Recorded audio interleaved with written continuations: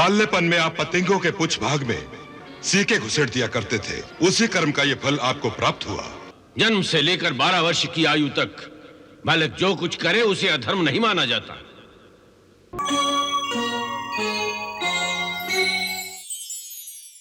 ये बताओ कि वहां हमारे प्रिय विदुर की क्या परिस्थिति है?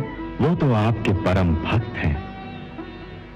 राजनीति से अधिक उनका ध्यान आपके चरणों में लगा रहता है प्रभु। उन्होंने हमारे लिए कुछ कहा? केवल इतना ही। अब मेरी एक ही प्रार्थना उन तक पहुंचा देना कि अपने इस दीन भक्त के सुध कभी न बिसराए।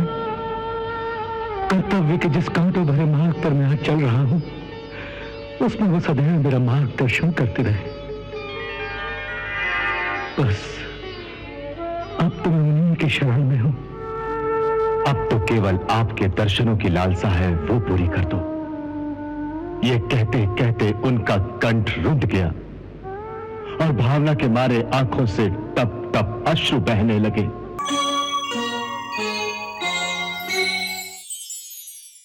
ये बताओ कि वहां हमारे प्रिय विदुर की क्या परिस्थिति है?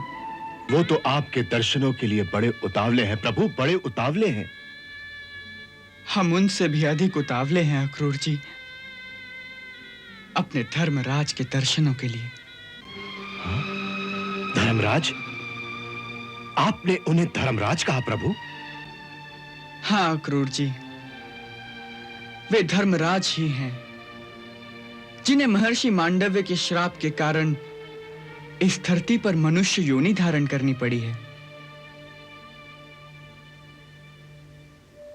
मांडव्य मुनि का श्राप धर्मराज को?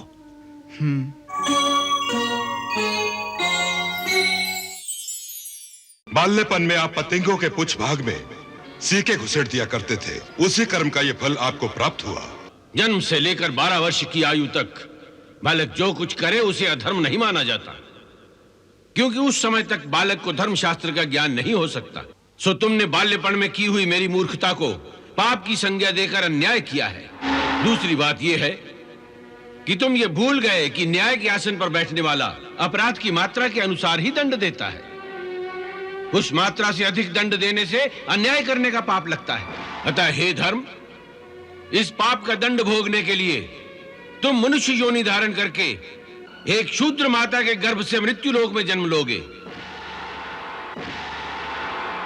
जहां तुम न्याय और अन्याय की गुत्थियां सुलझाते सुलझाते थक जाओगे। यही तुम्हारा दंड है।